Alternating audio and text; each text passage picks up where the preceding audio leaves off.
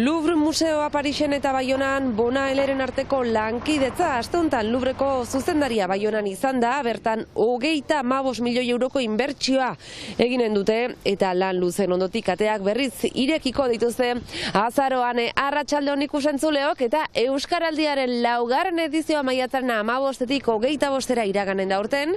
Sustatzaile eragile eta erakundeak Baionan eman dituzte hizkuntza ohitura aldatzea xede duen ariketa sozial handi honen xehetasun eta berritasun guztiak. Eta bestalde aliatuek nahi gabe Biarritze bombardatu zutela gogoratu zuten atzo 158 lagun hil ziren Bigarren Mundu Gerla garaian Euskal Herrian izan zen egunik latzenean. Asteragoaz.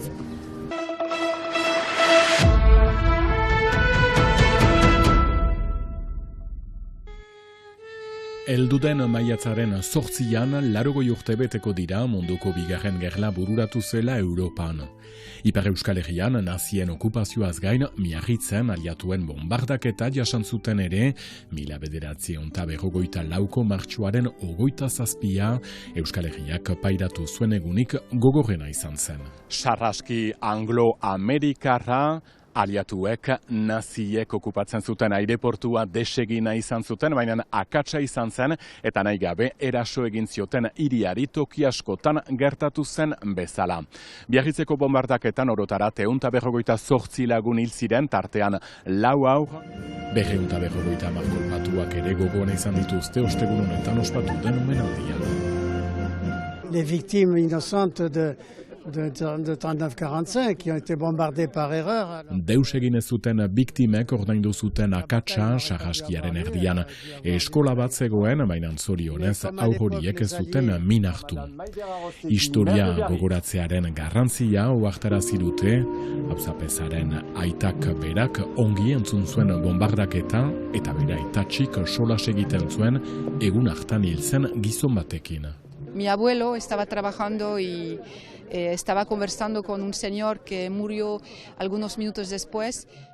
Martxoaren 27a, Miarritzen gogoratzeko eguna, inguruetan diren bunkerrak batzu bederen garbitzea bisitak egiteko, una hemen hautetxien xede berria, gazteek eta dendenek historia hobe ezagutzeko.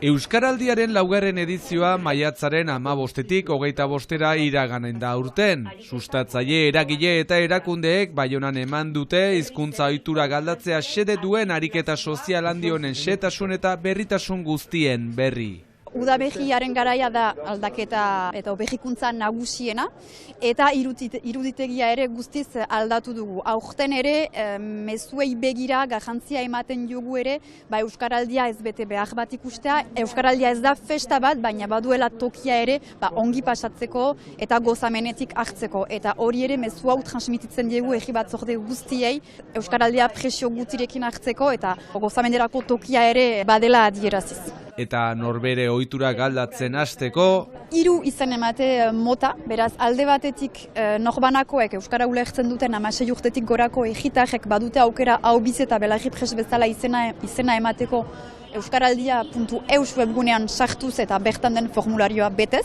Bigarren izen emate bat da entitateena, beraz entitateek, beraz elkarteek, ostatuek, dendek, enpresek, erakundeek badute aukera ere Euskaraldian parte hartzeko entitate gisa, hor izen ematea egiten da webgunean sartuz. Eta azkenik, erri ezberdinetan Euskaraldia antolatzeko erri batzordeak deitzen ditugunak antolatzen dira edo sortzen dira. Eta erri gisa ere izena ematen alda, erri batek nahi balin badu Euskaraldia antolatu bere errian. Eta jada ikusten da herrietan dinamika hori sortzen ari dela. Urte hasieran biziki gogotsu, motivatuak sentitzen ditut, ez dakitean den garai aldaketagatik edo hola. Baina 35 erri batzorde aktibatu dira Ipar Euskal Herrian, ez da guti. Eta espero da gehiago ere aktibatzea, beraz momentu zajera biziki ona du eta hobetzera doa segur naiz. Dinamika eta engaiamendu guztien beharra baitu Euskarak gure mietan iraundezan.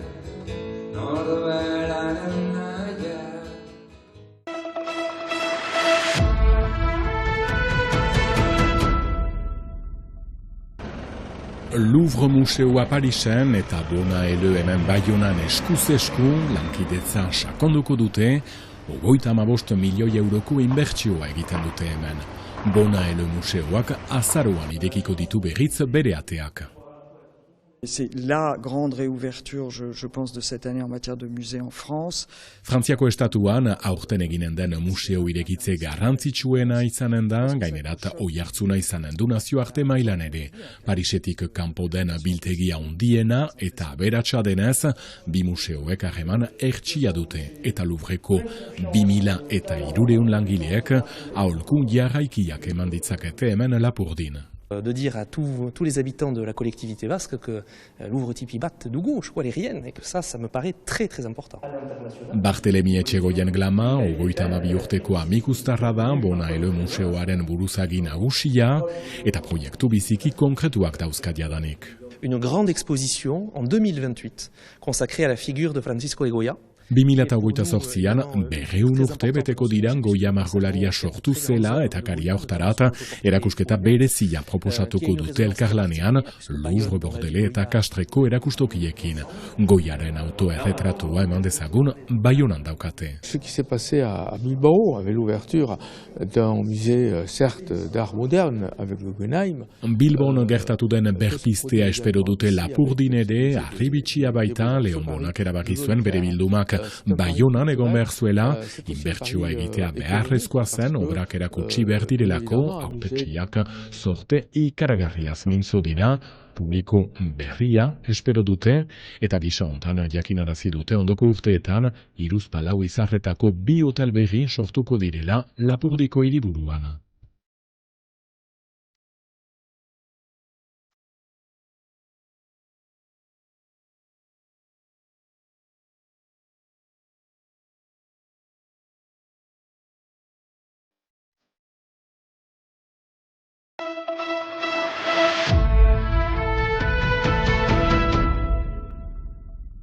Arratsaldeon ikus-entzuleoko ostirala da, beraz asteburuari begira jarriko gara eta beti bezala hainbat plan proposatuko dizkizugu eta lehenengo plana Aitorrek aipatuko digu. Bueno, egia esan 3 izango dira, provintzia bakoitzeko bat, 3 kontzertu ezberdin, musikaz blai baitugu larun bata bihar bertan eta hemen Lapurditik hasiko gara, Xiberuko talde batekin, Xiberrutz taldeak disko berriak plazaratu berri baitu eta berau entzuteko eta ikusteko parada izango dugu Azparnen, bihar gaueko 9:00 Txatxola gaztetxean. Esan behar da, rigi musika egite dutela, ongi dakizuen bezala, Euskal Herri guztian barna ibiltzen dira, eta esan bezala diskoa plazaratu berri dute, labetik atera berria, eta hauek gozatzeko parada izango dugu Azparnen.